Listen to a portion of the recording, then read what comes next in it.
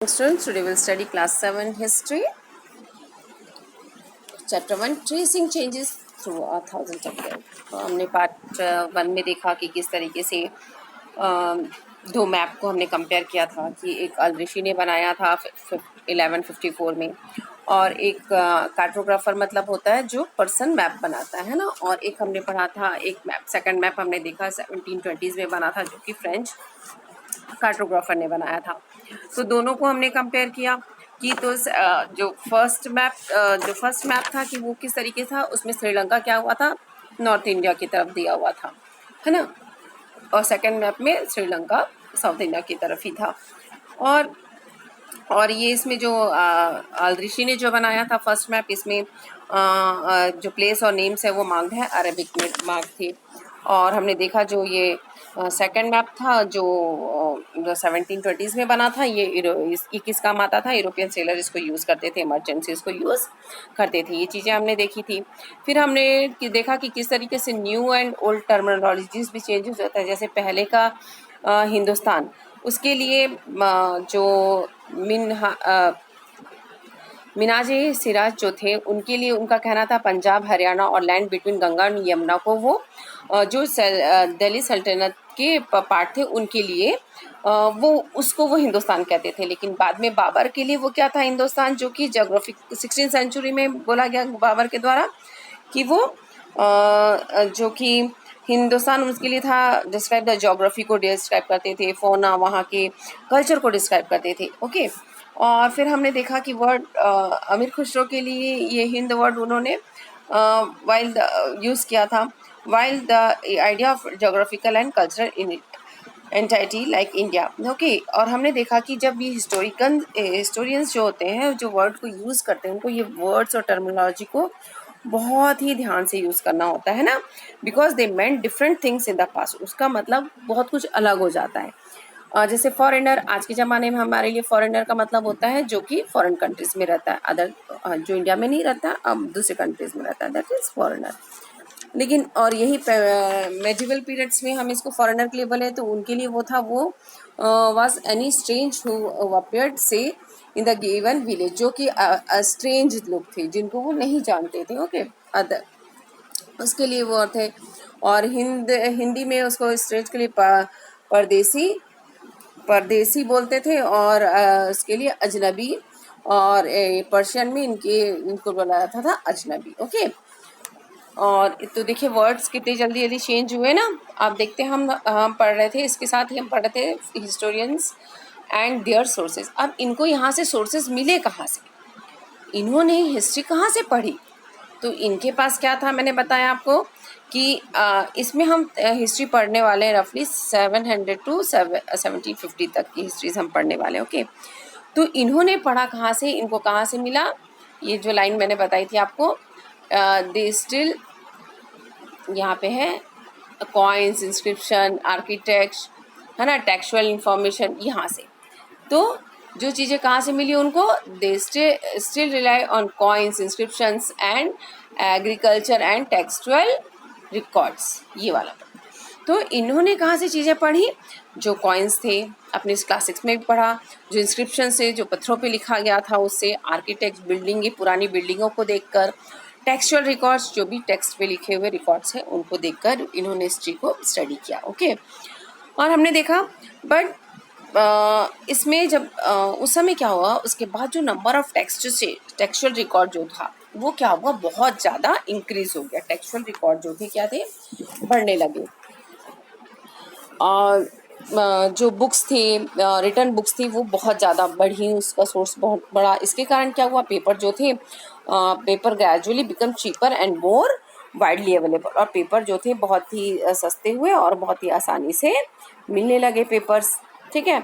People use it to write, इसमें people क्या करते थे, पेपर्स में क्या लिखते थे, होली टेक्स्ट, भगवान के बारे में लिखना, है ना, जो होली टेक्स्ट होती है उसके बारे में लिखते थे। और क्रॉनिकल्स ऑफ रूरल्स मतलब जो राजा के बारे में लिखते हैं ना, दैट इज कॉल्ड, उनके दरबार के क्रॉनिकल्स, राजा के बारे में लिखना। ओके, उसे बोलते हैं chronicles rulers, letters and teaching of cents, चिट्ठियाँ, टीचिंग्स ऑफ जो सेंट्स, जो संत महात्मा थे जो पढ़ाते थे, बताते थे, उनके रिकॉर्ड्स को, पेटिशंस मतलब जो राजा के दरबार में चिट्ठियाँ वगैरह आती हैं उसको, और जुडिशियल रिकॉर्ड्स, किसको सज़ा मिली, क्या हुई है ना, जुडिशियल्स उसको, उसका पूरा रिकॉर्ड्स वो सब रखते थे। And for register of accounts and taxes, और उन लोग क्या रखते थे उसमें, रिकॉर्ड्स रखते थे, मेंटेन कर से रिकॉर्ड और रजिस्टर रखते थे, अकाउंट्स और टैक्स को मेंटेन करते थे, ठीक है। Manuscripts were collected by the wealthy peoples. अब देखिए, आप बताइए मैन्यूस्क्रिप्ट्स होता क्या है, what do you mean by manuscripts? Manuscripts क्या होता है? Handwritten book. Manuscript means handwritten books, ये आपने क्लास 6 में भी पढ़ा है ना। तो manuscript means handwritten books. इसमें इसको कौन लिखता था, इसको कलेक्ट कौन करता है? Usually collected by wealthy peoples, wealthy peoples, rulers, monasteries and temples. They were placed in libraries and archive. ये जो रिटर्न बुक्स होते थे, मैन्यूस्क्रिप्ट्स होते थे, इसको या तो बहुत अमीर लोग, जो रूलर्स थे, मोनास्ट्रीज थे, टेम्पल्स थे, वहाँ पे रखा जाता था, और एक या तो फिर या we are placed in libraries and archives. ये भी आप याद रखेंगे कि आर्चिव्स क्या, कौन सी जगह होती है ना। तो ये यहाँ पे इसका पूरा दिया हुआ है, आपको अच्छे से याद कर लेना है। प्लेस वेयर डॉक्यूमेंट्स, है ना, ये 1 मार्क्स के क्वेश्चन में, 2 मार्क्स के क्वेश्चन में डिफाइन में ये आ सकता है आपको, ठीक है ना, आ सकता है। ये place where documents and the manuscripts are stored, ऐसी जगह जहाँ पर डॉक्यूमेंट्स और मैन्यूस्क्रिप्ट्स को हम स्टोर करते हैं, उसे हम कहते हैं archive. Okay, today all the national and the state governments have the archives where they kept their official records. सभी स्टेट गवर्नमेंट और गवर्नमेंट का क्या है, नेशनल और स्टेट गवर्नमेंट के आर्चिव्स हैं जहाँ पर वो अपने ऑफिशियल रिकॉर्ड्स को सेव रखते हैं। क्लियर?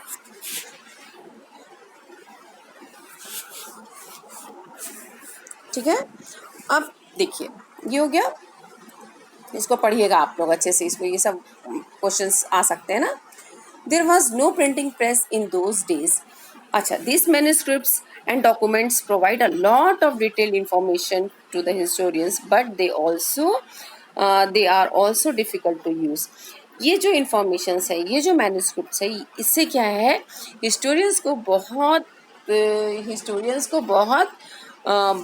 बहुत इंफॉर्मेशन मिलती थी, लेकिन ये but they are also difficult to, लेकिन उनके लिए क्या है, इसको भी यूज़ करना बहुत डिफ़िकल्ट होता था, ठीक है।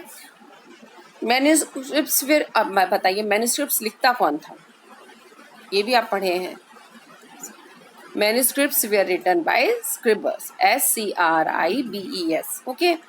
और हु वेयर स्क्रिबर्स? तो scribes were the excellent copywriters who copied manuscript by hand. Scribes कौन थे? ये excellent copywriters थे, जो excellent copywriters who copied manuscript by hand. इसको याद रखिएगा आप लोग, है ना। Who are scribers? तो scribers excellent copywriters who copied manuscript by hand, जो अपने हाथ से कॉपी किया करते थे मैन्यूस्क्रिप्ट को, ठीक है। अब उस समय क्या था, there were no printing press in those days, so the scribes copied manuscript by hand. इन लोग उस समय प्रिंटिंग प्रेस नहीं होते थे, आज तो हम लोग अपने मोबाइल से स्क्रीनशॉट लेकर के भी अपना रख लेते हैं, हमें कुछ पेपर्स चाहिए तो हम प्रिंट आउट ले लेते हैं जाके, है ना। तो उस समय ऐसा प्रिंटिंग प्रेस नहीं था, तो उनको अपने हाथों से उसको कॉपी करके रखना होता था। If you were ever copied a friend's homework, you would know that this is not a simple exercise. यदि कभी आप अपने फ्रेंड्स की कॉपी लेकर आते हैं तो देखा होगा आपने, जब आप उसकी नोट कॉपी लेकर आते हैं और उससे लिखना शुरू करते हैं, तो क्या होता है, जब आप लिखते रहते हैं तो हो सकता है कि उसकी कोई वर्ड ऐसा रहता है कि उसका समझ में नहीं आता है, और हम क्या करते हैं, उसको अपनी ही लैंग्वेज में अपनी कॉपी में लिख लेते हैं, ठीक है। जो आपको समझ में आया आप लिख लेते हैं, हो सकता है वो गलत भी हो। फिर आपके फ्रेंड कोई दूसरा मान लो उस कॉपी को लेके जाता है, फिर वो कुछ लिख लेता है, उसको समझ में नहीं आता तो वो कुछ और लिख लेता है। तो सोचो एक कॉपी में जो लिखा गया था वो कितने बार चेंज हो गया, है ना। Homework. Sometimes you can't read your friend's handwriting and are forced to guess what is written. As a result, there are some but significant difference in your copy and your friend's work. बिल्कुल कुछ ना कुछ difference आ ही जाएगा, क्योंकि आपको समझ में नहीं आया तो आपने गेस लगा के लिख लिया, और आपका दूसरे फ्रेंड्स ने भी आपकी कॉपी से गेस लगा के लिख लिया, तो इसमें से डिफरेंस आ जाता है. तो स्क्रिबर्स जो थे उनका भी क्या काम था कि वो कॉपी राइटर से मैन्युस्क्रिप्ट से देखकर लिखते थे. They also introduce small changes, a word here, a sentence there. This small difference grew over centuries of copying until the manuscripts of the same text became the substantially different from the one another. अब देखो क्या हुआ. अब जैसे कि अब इस समय तो यही हुआ कि मैन्युस्क्रिप्ट ने लिखा, जो लिखते थे उन्होंने लिखा, एक बार लिखा उन्होंने, फिर उसके बाद दूसरी बार जब वो लिखते हैं तो उसमें क्या हुआ, ऑब्वियसली क्या हुआ, चेंजेस आ गए कि नहीं हो गए. जब एक बार उन्होंने लिख लिया तो स्मॉल चेंजेस आ गया, बट वो आया, फिर से जब वो दोबारा आया, further copying, some text became the substantially different from the another. जब वो कॉपी करके लिख रहे थे तो हो सकता है कि कुछ चीज वर्ड चेंज हुई, और क्या हो गया, ओरिजिनल कॉपी से वो बिल्कुल ही अलग हो जाता है. ठीक है, क्योंकि उन्होंने तो हाथ से लिख रहे हैं ना, जैसे आपके एग्जांपल दिया आपके फ्रेंड की कॉपी और आपकी कॉपी में, तो उसी तरीके से स्क्रिबलर भी जब लिखते हैं तो हो सकता है कि कुछ वर्ड चेंजेस हो जाए, कुछ सेंटेंस चेंज हो जाए. इसके कारण क्या होता है, जो ओरिजिनल स्क्रिप्ट रहती हैं उससे वो बिल्कुल भी चेंज हो जाती है. होगी कि नहीं. पहली वाली जो ओरिजिनल है उसको देख देख के लिख रहे थे, यहाँ पर कुछ गलती या कुछ अलग अलग चीज़ें हो गई तो वो पहली वाली तो बिल्कुल चेंज हो गई. तो इसलिए जो स्क्रिबर्स होते हैं जब वो लिखते हैं उनको क्या होना चाहिए, जब वो लिखते हैं, कॉपी करते हैं, तो उनका फोकस बिल्कुल होना चाहिए, इंटेंसिव फोकस होना चाहिए, इंटेंस फोकस के साथ उनको लिखना चाहिए. Clear. This is a serious problem because we rarely find that the original manuscripts of the author today. We are totally dependent upon the copies made by the later scribers. अब क्या है, अब बिल्कुल ओरिजिनल वाले manuscripts क्या है, serious problem है, because हम लोग को जो ओरिजिनल है वो हमको बहुत मुश्किल से मिलता है ना, और हम किस पे डिपेंड है, जो मैन्युस्क्रिप्ट दूसरे स्क्रिबर्स ने लिखे हुए हैं उसको देख के हम उसी पे डिपेंड है. Depend upon later upon the scribblers. As a result, historians have to read different manuscripts versions of the same text to guess what the author had originally written.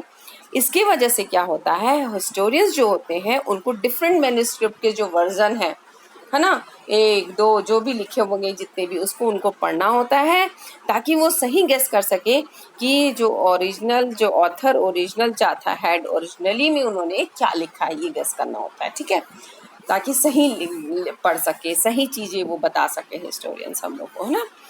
और है कि नहीं. और कुछ डॉक्यूमेंट्स ऐसे होते हैं कि ओके, अब देखिए, on the occasion authors revise their chronicles at the different times.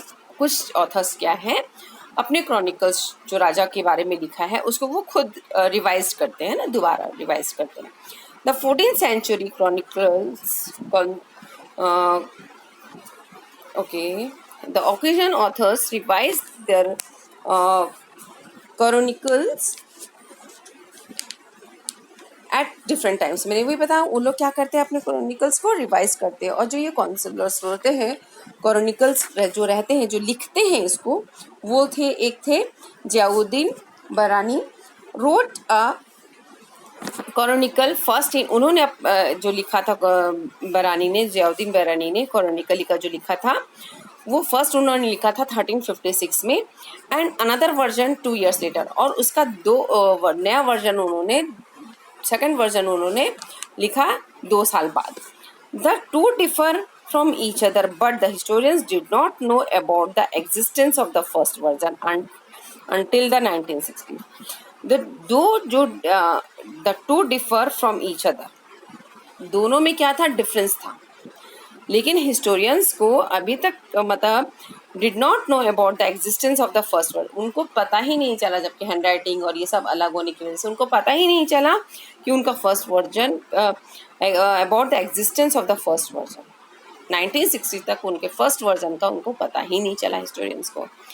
It remained lost in the large library collections, ये लॉस्ट हो गया, तो उनको मिला ही नहीं वो फर्स्ट वर्जन। ठीक है, तो इस तरीके से कितने सारे चेंजेस आ जाते हैं, सोचिए, है ना।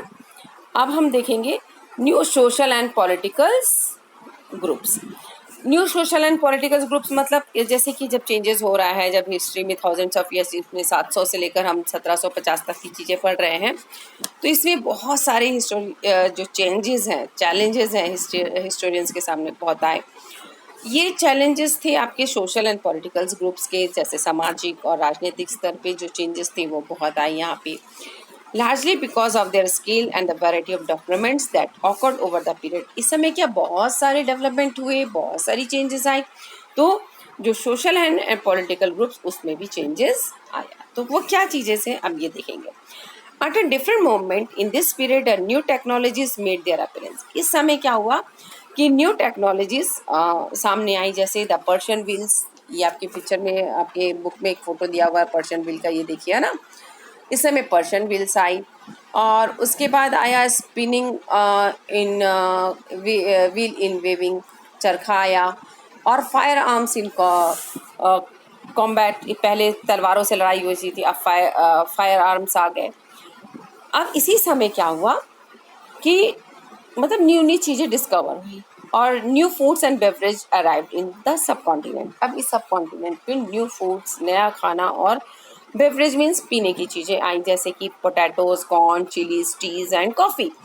आपका पोटैटो बोलिए अमेरिका से डिस्कवर हुआ, कॉर्न, चिलीज, टीज आपका चाइना से, और कॉफ़ीज़ आपका मिडिल ईस्ट वगैरह से आया। Remember that all these innovations, new technologies and crops came along with the people who brought other ideas with them as well। तो ये नए नए चेंजेस आई है ना उस समय। As a result, this was a period of economic, political and social and cultural changes। ये वो वक्त था जब इकोनॉमिक, पॉलिटिकल और सोशल और कल्चरल चेंजेस भी आए। ठीक है, इस चीज़ को हम एक एक करके लेटेस्ट चैप्टर्स में पूरा डिस्कस करेंगे। ये जो टाइम था, ये period of great mobility. Mobility मतलब एक जगह से दूसरे जगह लोग जाना शुरू किए। Movement of, mobility means movement of people. क्यों? क्योंकि इन सर्च ऑफ अपॉर्चुनिटी, नई नई चीज़ों की खोज के लिए, है ना। उनको लगा कि आज हम यहाँ से दूसरी जगह जाएंगे तो हो सकता है हम पैसे ज़्यादा कमाएंगे और हमको नई चीज़ें मिलेंगी, तो उन्होंने एक जगह से दूसरे जगह मूव करना शुरू कर दिया। मोबालिटी, इसलिए इसको ग्रेट मोबालिटी का पीरियड भी बोला गया। Groups of people travel long distance in search of opportunity, नई नई अपॉर्चुनिटीज के लिए वो एक जगह से दूसरी जगह गए। अब इसमें से एक ग्रुप आया निकल के, one group of the people who became important in this period we are the Rajput. इस पीरियड में सबसे जो पीपल थे आगे आए, जो ग्रुप था वो आगे आया, देखिए यहाँ पर ये लाइन में आप याद रखेंगे ना, तो वो थे राजपूत। कौन थे? राजपूत। क्लियर? ये देखिए राजपूत लिखा है यहाँ पे, कट हो गया है, इसको ध्यान से देखिए, राजपूत है ना, ये राजपूत यहाँ पे लिखा हुआ है। ठीक है, name derive from Rajputra. Rajput जो वर्ड है वो कहाँ से डिराइव हुआ है? Rajputra, the son of ruler. Rajputra means son of ruler, जो रूल कर रहा है उसका बेटा, राजपुत्रा। ठीक है, इससे वर्ड डिराइव हुआ राजपूत। ठीक है, the son of ruler. Between the 8th and 14th century, the term was applied more generally to a group of warriors who claimed Kshatriyas caste status। अब देखिए, ये जो राजपूतास थे, ये किस किस को नाम दिया गया? जनरली किसको किसको बोला गया राजपूतास? वो जो लोग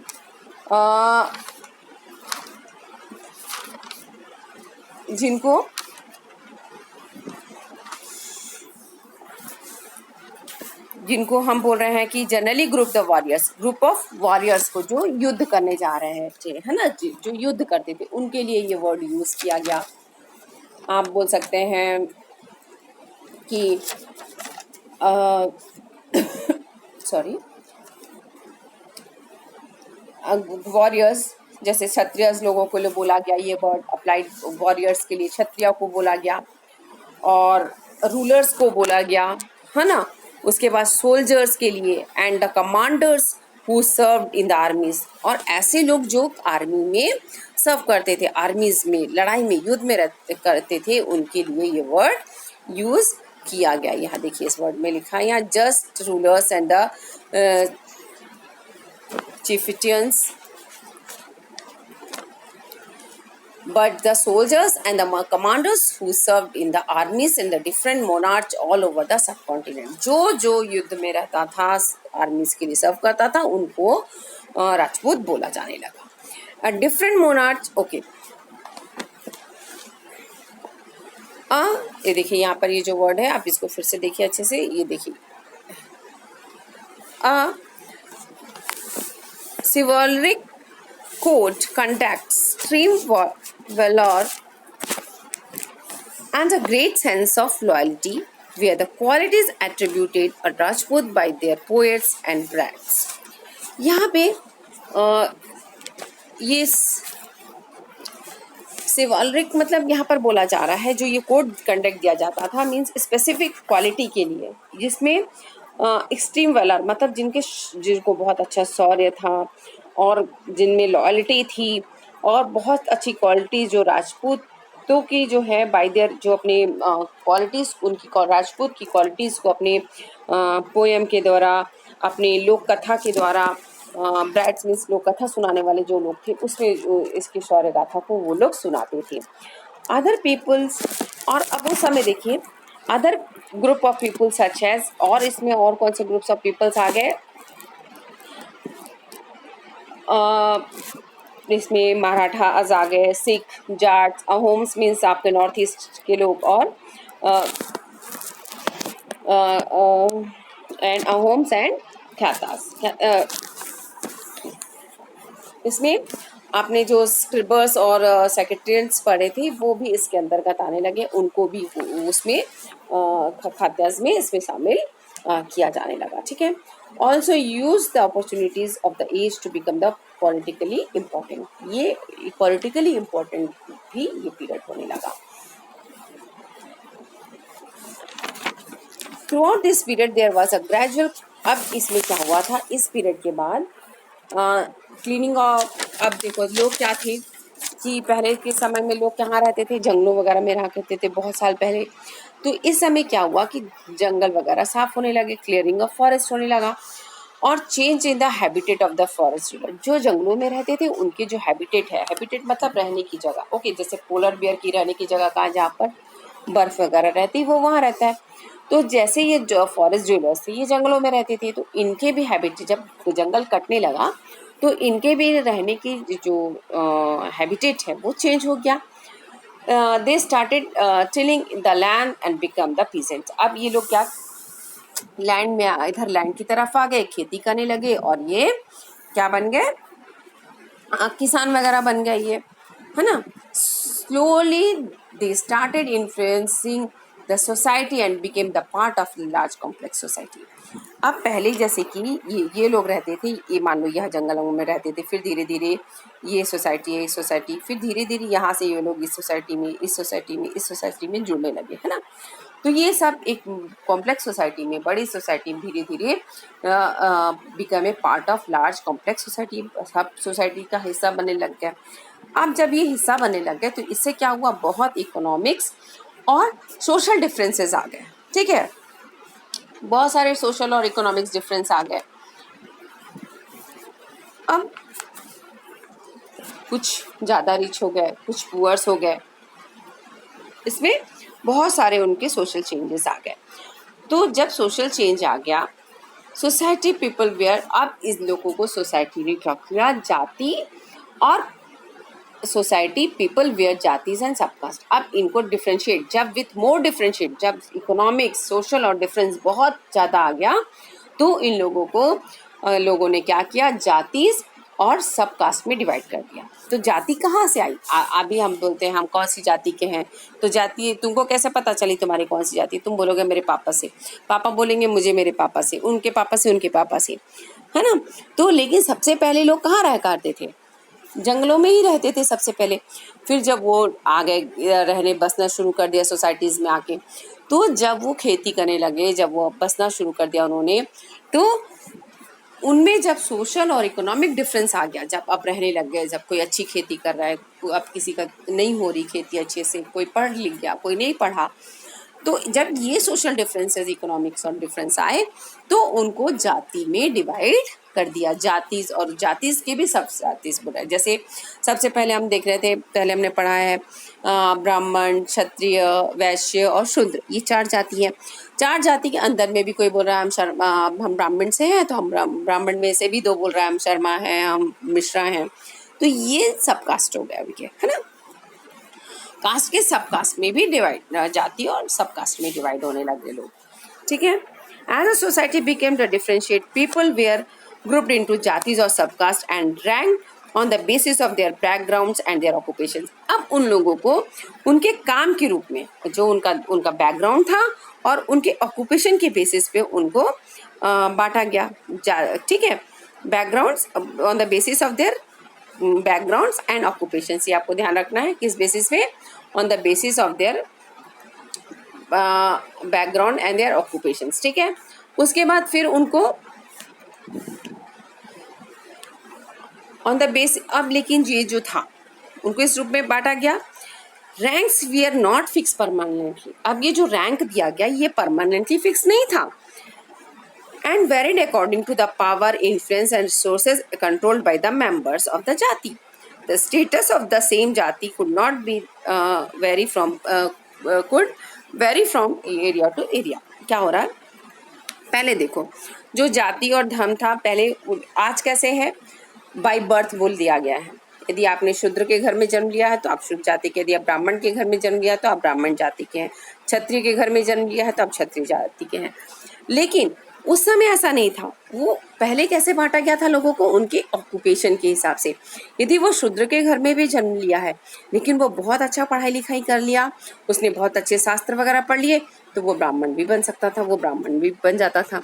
उसको फाइटिंग वगैरह अच्छी कर ली, उसने लड़ाई करने लगा, युद्ध करने लगा है, आर्मी में है, तो उसको क्षत्रिय भी बोलने लग जाते थे। तो ये ऑक्यूपेशन पे डिपेंड करता था पहले। अभी तो बाई बर्थ बोल दिया गया, स्ट्रिक्ट हो गया कि बाई बर्थ कास्ट कैसे होता है, बाई बर्थ होता है कास्ट।